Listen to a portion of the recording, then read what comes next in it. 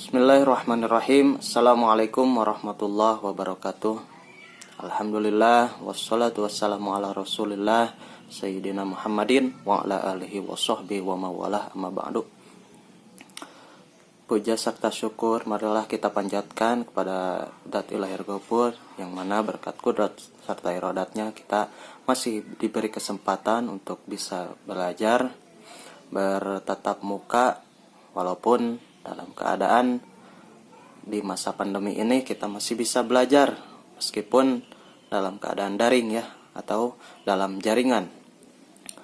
Nah, salawat serta salam marilah kita panjatkan kepada junjungan kita semua, yakni Habibana wa Nabiyana wa Rasulana Muhammad sallallahu alaihi wasallam. Tak lupa kepada keluarganya, sahabatnya, dan juga tabi'in, atba'ut tabi'in, dan semoga sampai kepada kita semua selaku umatnya, amin ya Allah ya rabbal alamin.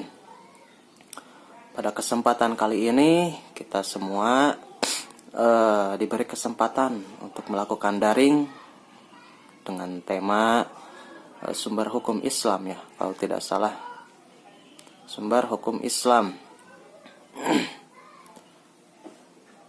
Nah, sebelum kita memasuki kepada pembelajaran, Bapak ingin mengabsensi kehadiran atau daftar hadir dari kelas 10 ini, 10B. Untuk kepada KM silakan untuk mencantumkan daftar hadir, siapa saja yang hadir dan siapa saja yang berhalangan untuk hadir kali ini. Silakan untuk KM ketikkan saja di kolom chat ya, supaya Bapak tahu siapa yang hadir dan siapa yang tidak hadirnya. Nah, sebelum kita memasuki kepada tahap pembelajaran atau tahap penerangan dari Bapak tentang sumber hukum Islam, ada baiknya kita semua membuka pelajaran kali ini dengan bacaan basmalah, Bismillahirrahmanirrahim. Dan juga kepada KM-nya, siapa KM-nya? Andi, silakan Andi untuk memimpin doa sebelum kita memasuki pembelajaran, supaya apa? Supaya pembelajaran kali ini kita semua diberikan keberkahan oleh Allah Subhanahu wa taala, dan juga diberikan ilmu yang bermanfaat oleh Allah Subhanahu wa taala. Amin ya Allah ya Rabbal alamin. Silakan kepada Andi. Berdoa dimulai. Alhamdulillah. Ya, benar. Amin ya Allah ya Rabbal alamin. Dan Bapak juga berharap dan berdoa kepada Allah Subhanahu wa taala, semoga kita semua diberikan kesehatan, dijauhkan dari balahi atau dijauhkan dari mara bahaya. Terkhususnya kita semua saat ini masih dalam keadaan pandemi ya. Semoga kita semua disehatkan oleh Allah Subhanahu wa taala. Amin ya Allah ya Rabbal alamin. Nah, pada kesempatan kali ini Bapak tadi sudah bahas bahwa tema kali ini yaitu sumber hukum Islam.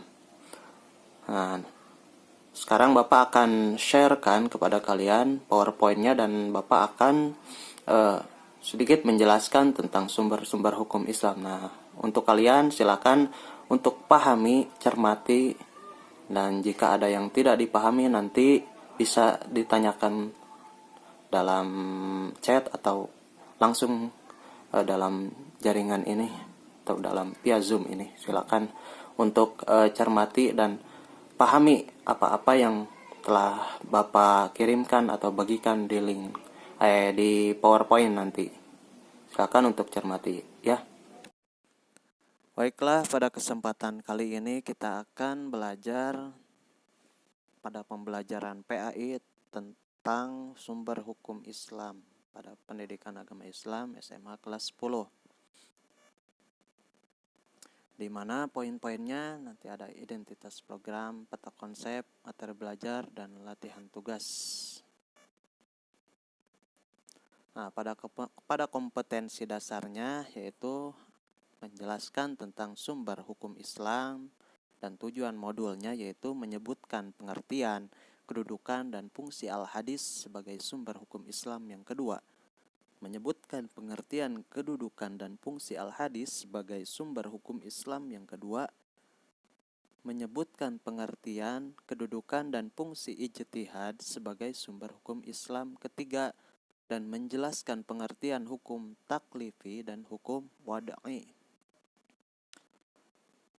Di mana sumber hukum Islam terdiri dari 4 macam, yaitu Al-Quran. Al-Quran sebagai sumber hukum utama dalam Islam. Yang kedua ada Al-Hadis. Al-Hadis yaitu sebagai sumber hukum kedua dalam Islam. Yang ketiga ada ijtihad. Dan ijtihad merupakan salah satu kunci dari dinamika hukum Islam. Yang terakhir itu macam-macam hukum Islam, di mana ulama usul fikih membagi hukum menjadi 2 bagian besar, yaitu hukum taklifi dan hukum wad'i. Kita memasuki kepada hukum Islam sumber hukum Islam yang pertama, yaitu Al-Quran, di mana pengertian Al-Quran dari segi bahasa, Al-Quran berarti yang dibaca atau bacaan, sedangkan dari segi istilah, Al-Quran adalah firman atau wahyu Allah yang diturunkan kepada Nabi Muhammad SAW melalui perantara malaikat Jibril yang merupakan mukjizat dan menggunakan bahasa Arab, berisi tentang petunjuk dan pedoman hidup bagi manusia, dan bila kita membacanya merupakan ibadah. Adapun nama-nama lain dari Al-Quran menurut Imam Ibnu Jarir At-Tabari dalam tafsirnya, yaitu Jami'ul Bayanul Quran, memiliki 4 nama, yaitu yang pertama ada Al-Quran. Dikatakan Al-Quran karena yaitu yang dibaca, yaitu memberi pengertian pada kita supaya Al-Quran itu dibaca dan diamalkan isinya oleh umat Islam. Nama lain Al-Quran yang kedua yaitu Al-Kitab, karena ia ditulis, yaitu yang ditulis pada lembaran-lembaran yang dikumpulkan dan diikat menjadi mushaf. Nama lain yang ketiga yaitu Al-Furqan, yang artinya adalah pembeda, karena dia membedakan antara yang hak dan yang batil, antara yang benar dan yang salah.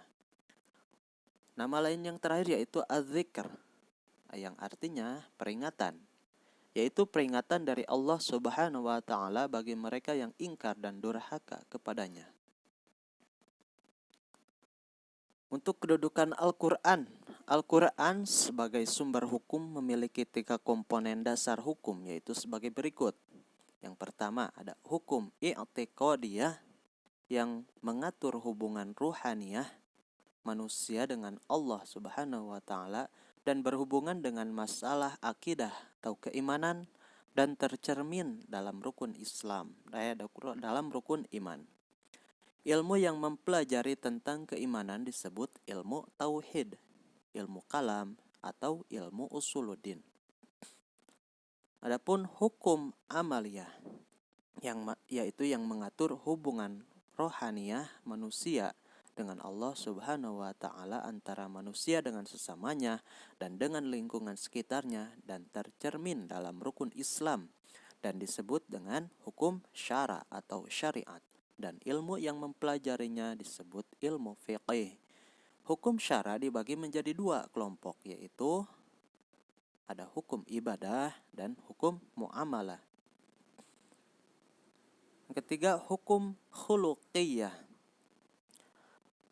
Hukum khuluqiyah yang berhubungan dengan moral atau akhlak manusia, baik sebagai makhluk individu ataupun makhluk sosial. Hukum ini tercermin dalam perbuatan manusia sehari-hari melalui gerakan mulut, tangan, maupun kaki. Ilmu yang mempelajarinya disebut ilmu akhlak atau tasawuf. Adapun fungsi Al-Quran, Al-Quran sebagai pedoman hidup, di mana ajaran-ajaran yang termuat dalam Al-Quran adalah kalamullah yang terakhir untuk memberikan petunjuk yang benar kepada umat manusia sepanjang masa. Oleh karena itu, Al-Quran dijaga kemurniannya oleh Allah Subhanahu wa Ta'ala. Sumber hukum yang kedua setelah Al-Quran yaitu Al-Hadis. Menurut bahasa, hadis berarti baru atau kabar. Sedangkan menurut istilah adalah segala sesuatu yang disandarkan kepada Nabi Muhammad SAW atau segala tingkah laku yang Nabi Muhammad SAW baik berupa perkataan, perbuatan maupun ketetapannya. Kedudukan hadis dalam ajaran Islam adalah sebagai sumber hukum Islam kedua setelah Al-Quran. Maksudnya sesuatu perkara yang tidak didapati hukumnya dalam Al-Quran maka hendaknya dicari dalam Al-Hadis. Hadis dibedakan menjadi 3, yaitu hadis qauliyah, yaitu hadis yang didasarkan pada segenap perkataan atau ucapan Nabi Muhammad SAW. Yang kedua ada hadis fi'liyah, yaitu hadis yang didasarkan pada segenap perilaku atau perbuatan yang dilakukan Nabi Muhammad SAW. Yang ketiga hadis taqririyah, yaitu hadis yang didasarkan pada persetujuan atau ketetapan Nabi Muhammad terhadap apa yang dilakukan sahabatnya. Artinya, Nabi Muhammad memberikan penafsiran atau atas perbuatan yang dilakukan sahabatnya dalam suatu hukum Allah, seperti diamnya atau atas suatu tindakan yang dilakukan sahabatnya sebagai tanda persetujuan atau membolehkan atas perbuatan yang dilakukan sahabatnya itu. Kedudukan hadis. Hadis merupakan sumber hukum yang kedua setelah Al-Quran. Allah Subhanahu wa Ta'ala mewajibkan kepada kita supaya mentaati hukum-hukum maupun apa yang dilakukan oleh Nabi Muhammad SAW. Karena ada beberapa hukum yang tidak disebutkan dalam Al-Quran, sehingga Rasulullah SAW menjelaskan hukumnya baik dengan perkataan, perbuatan maupun dengan penetapan hukum. Adapun fungsi hadis yang pertama yaitu sebagai penguat atau pengukuh hukum yang telah disebutkan dalam Al-Quran, sehingga keduanya menjadi sumber hukum yang saling melengkapi dan menyempurnakan. Contohnya, larangan menyekutukan Allah sudah jelas di dalam Al-Quran, namun dikukuhkan lagi dalam hadis. Fungsi yang kedua yaitu sebagai penjelasan atau perincian terhadap ayat-ayat Al-Quran yang masih bersifat umum. Misalnya ayat Al-Quran yang memerintahkan untuk sholat, membayar zakat, dan menunaikan ibadah haji, ketiganya masih bersifat umum atau garis besar, namun tidak diterangkan bagaimana pelaksanaannya, banyak rokaatnya, serta rukun dan syaratnya. Di sini fungsi hadis menjelaskan sehingga umat tidak kesulitan untuk melaksanakan perintah tersebut. Fungsi hadis yang terakhir atau yang ketiga yaitu menjelaskan hukum-hukum yang tidak ada di dalam Al-Quran. Hadis juga dapat berfungsi untuk menetapkan hukum apabila dalam Al-Quran tidak dijumpai. Masuk kepada mustalahah hadis. Mustalahah hadis yaitu ilmu untuk mengetahui istilah yang dipakai dalam ilmu hadis. Kegunaannya yaitu untuk menilai kualitas hadis, apakah sahih atau benar atau palsu. Istilah-istilah yang perlu diketahui berkaitan dengan proses penyampaian sebuah hadis adalah sebagai berikut. Yang pertama terdapat sanad. Apa itu sanad? Yaitu orang yang menjadi sandaran dalam meriwayatkan suatu hadis. Terdapat matan. Matan adalah perkataan atau isi hadis yang disampaikan. Dan yang terakhir rawi atau perawi, yaitu orang yang meriwayatkan hadis. Dilihat dari segi jumlah rawi yang menjadi sumber berita, hadis dapat dibagi menjadi hadis mutawatir. Hadis mutawatir yaitu hadis yang memiliki banyak sanad dan mustahil perawinya berdusta, sebab diriwayatkan oleh banyak orang. Hadis mutawatir dibagi menjadi 2. Ada mutawatir lafzi, yaitu yang mutawatir lafadznya, yaitu hadis yang bersumber dari perkataan Nabi Muhammad SAW. Yang kedua yaitu mutawatir maknawi. Mutawatir maknawi yaitu hadis yang mutawatir maknanya, yang sumber dari perbuatan Nabi Muhammad SAW. Hadis ini kualitasnya sama dengan keyakinan yang kita dapati apabila melihat dengan mata sendiri. Yang kedua, hadis ahad, hadis yang tidak mencapai derajat mutawatir. Nah, hadis ahad dibagi menjadi dua, ditinjau dari kuantitas atau jumlah perawinya terbagi menjadi 3 macam, yaitu hadis masyhur, hadis aziz, dan hadis gharib. Di mana hadis masyhur yaitu hadis yang diriwayatkan oleh 3 sanad yang berlainan. Hadis aziz yaitu hadis yang diriwayatkan oleh 2 orang rawi. Dan hadis gharib yaitu hadis yang diriwayatkan oleh 1 orang sanad, dengan kata lain sanadnya hanya seorang diri. Nah, jika ditinjau dari segi kualitasnya dibagi menjadi 3. Yang pertama hadis sahih, yaitu hadis yang sanadnya cukup dan dari awal hingga akhir dan disampaikan oleh rawi yang sempurna hafalannya. Adapun syarat-syarat hadis sahih adalah sanadnya harus bersambung, perawinya sudah balik, perawinya berakal, perawinya tidak pernah mengerjakan dosa besar atau tidak sering melakukan dosa kecil.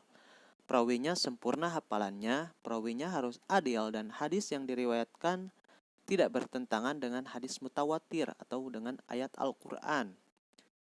Yang kedua, hadis hasan, yaitu hadis yang dari segi hafalan perawinya kurang dari hadis sahih. Yang terakhir, hadis dhaif, yaitu hadis yang kehilangan 1 atau lebih dari syarat-syarat hadis sahih dan hadis hasan.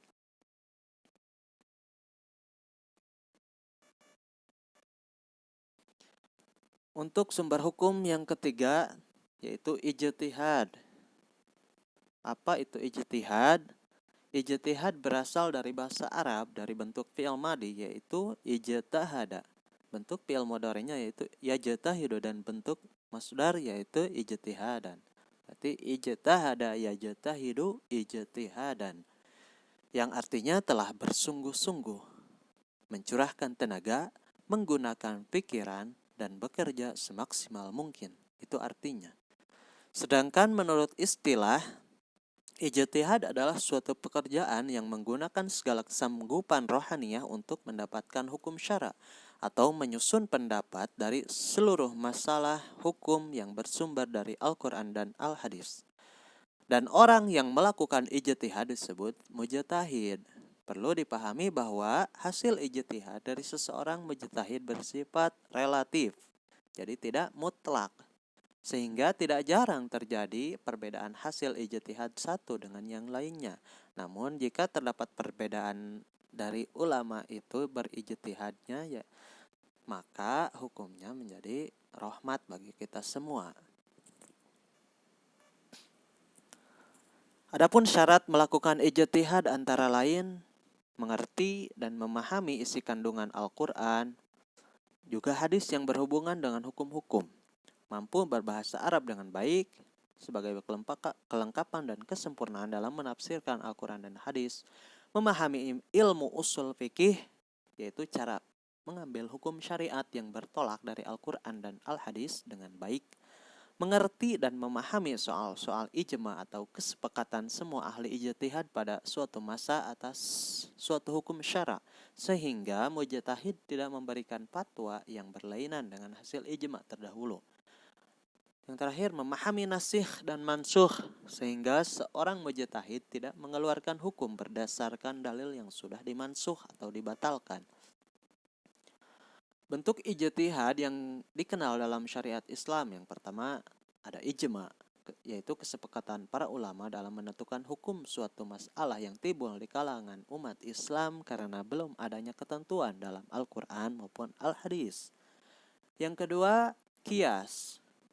Qiyas yaitu menetapkan hukum suatu permasalahan yang timbul di kalangan umat Islam dengan cara mencari persamaan sifat hukum yang baru dengan sifat hukum yang sudah ada ketentuannya dalam Al-Quran ataupun hadis.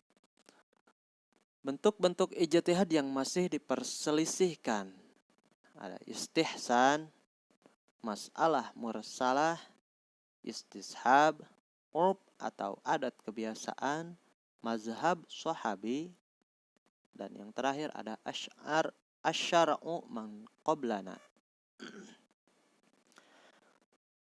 Untuk poin selanjutnya yaitu kedudukan dan fungsi ijtihad. Ijtihad menempati kedudukan sebagai sumber hukum yang ketiga setelah Al-Quran dan Al-Hadis. Kedudukan ijtihad begitu penting dalam ajaran Islam karena ijtihad telah dibuktikan kemampuannya dalam menyelesaikan segala persoalan yang dihadapi umat Islam mulai dari zaman Rasulullah sampai sekarang. Melalui ijtihad, masalah-masalah yang tidak dapat ditemukan penyelesaiannya dalam Al-Quran maupun hadis dapat dipecahkan, sehingga ajaran Islam terus berkembang sedemikian rupa menuju kesempurnaannya. Bisa dikatakan, ijtihad merupakan daya gerak kemajuan umat Islam. Artinya, ijtihad merupakan kunci dinamika ajaran Islam. Kedudukan dan fungsi ijtihad. Selain memang diperintahkan Al-Quran, ijtihad merupakan proses alamiah bahwa manusia harus menggunakan akal pikirannya semaksimal mungkin. Apalagi pada masa sekarang yang mana banyak permasalahan-permasalahan yang dihadapi umat Islam. Bolehkah kita berijtihad? Boleh, dengan catatan syarat-syarat mujtahid sebagaimana yang telah diuraikan di atas terpenuhi. Oleh sebab itu, di Indonesia terdapat lembaga yang kita kenal dengan Majelis Ulama Indonesia atau MUI yang melakukan ijtihad secara kolektif atas hal-hal yang terjadi di Indonesia yang berhubungan dengan syariat Islam, terutama dalam hal muamalah.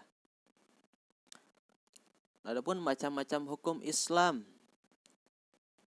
Yang pertama, hukum taklifi. Menurut bahasa adalah hukum pemberian beban, sedangkan menurut istilah adalah ketentuan Allah yang menuntut mukallaf, baligh, dan berakal sehat yang berkaitan dengan perintah untuk melakukan atau meninggalkan suatu perbuatan atau pilihan untuk mengerjakan atau meninggalkan. Hukum taklifi dibagi menjadi 5 kategori. Yang pertama, wajib. Wajib adalah segala perintah Allah yang harus kita kerjakan, dan apabila ditinggalkan maka kita akan berdosa. Macam-macam hukum wajib, yaitu wajib ain, wajib kifayah, wajib syar'i, wajib akli nazori, wajib akli daruri, wajib mu'ayyah, dan wajib mukhayyar, serta wajib mutlak. Hukum taklifi dibagi menjadi 5 kategori, yaitu sunnah. Sunnah adalah perkara yang apabila dikerjakan mendapatkan pahala dan apabila ditinggalkan tidak berdosa. Macam-macam hukum sunnah adalah sunnah muakkad, sunnah ghair muakkad, sunnah hajat, sunnah ab'ad. Hukum yang selanjutnya yaitu haram. Haram adalah suatu perkara yang apabila dikerjakan berdosa dan apabila ditinggalkan mendapat pahala, seperti meminum minuman keras, mencuri, berjudi, dan yang lainnya. Hukum yang selanjutnya yaitu makruh. Makruh adalah sesuatu yang tidak disukai atau diinginkan oleh Allah Subhanahu wa Ta'ala, akan tetapi apabila tidak dikerjakan tidak berdosa, dan jika ditinggalkan mendapat pahala. Contohnya seperti makan bawang mentah, jengkol, dan pete. Sesuatu yang tidak disukai Allah namun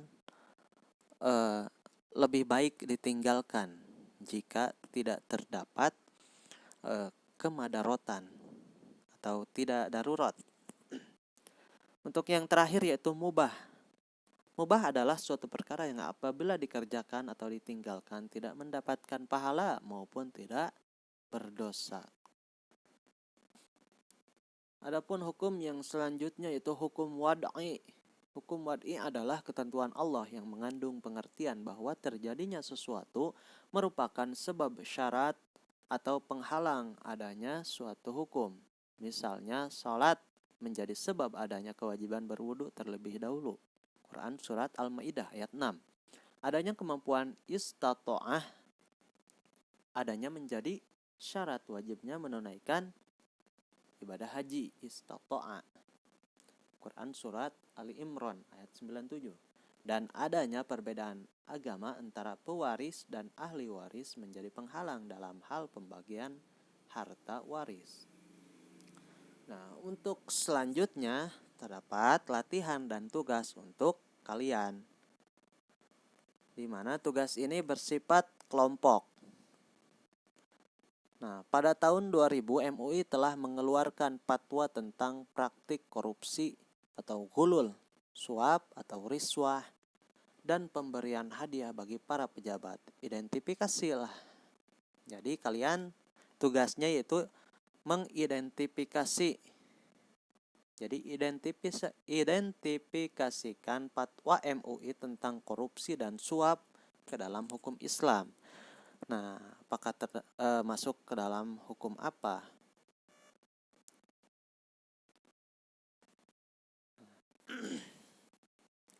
Untuk kesimpulan dari pembelajaran kali ini tentang sumber hukum Islam, Bapak simpulkan lagi dan Bapak peta konsepkan ya ke dalam suatu konsep. Nah, jadi hukum Islam diawali dari sumber hukum Islam. Yang pertama ada Al-Quran, yang kedua Al-Hadis, dan yang ketiga ada ijtihad. Macam-macam hukum Islamnya, yaitu yang pertama taklifi, yang kedua wad'i. Sekian PowerPoint yang bisa Bapak sampaikan kepada kalian, dan untuk kalian silakan kerjakan tugasnya per kelompok. Jadi dari 20 siswa ini dibagi menjadi 4 kelompok. Jadi kalian nanti di rumah atau di rumah masing-masing membuat kelompok dan mengidentifikasikan masalah-masalah yang sudah Bapak kirimkan pada PowerPoint tadi. Silakan kalian identifikasikan ke dalam sumber-sumber hukum Islam. Nah, mungkin PowerPoint sudah Bapak kirimkan tadi dan sudah Bapak jelaskan, dan semoga pada pembelajaran kali ini kita semua bisa sedikit memahami tentang sumber-sumber hukum Islam yang terdapat, yang salah satunya tadi ada Al-Quran, yang kedua ada Al-Hadis, dan yang ketiga ijtihad dan macam-macamnya, yaitu ada taklifi dan wad'i. Nah, anak-anak semuanya silakan kepada kalian untuk mengerjakan tugasnya nanti di rumah, dan nanti dikumpulkan tugasnya minggu depan ya. Dan untuk sekarang Bapak akhiri pertemuan kali ini pada via Zoom kali ini. Semoga ilmu-ilmu yang kita peroleh ini semoga bermanfaat baik di dunia maupun di akhirat. Kita akhiri pembelajaran kali ini dengan bacaan hamdalah bersama alhamdulillahirabbil alamin. Dan semoga kita semua tetap diberikan kesehatan oleh Allah Subhanahu wa taala untuk menjalankan aktivitas-aktivitas dan ibadah-ibadah yang telah Allah Subhanahu wa taala perintahkan. Wallahu wal muwaffiq ila aqwamit thoriq. Wassalamualaikum warahmatullahi wabarakatuh.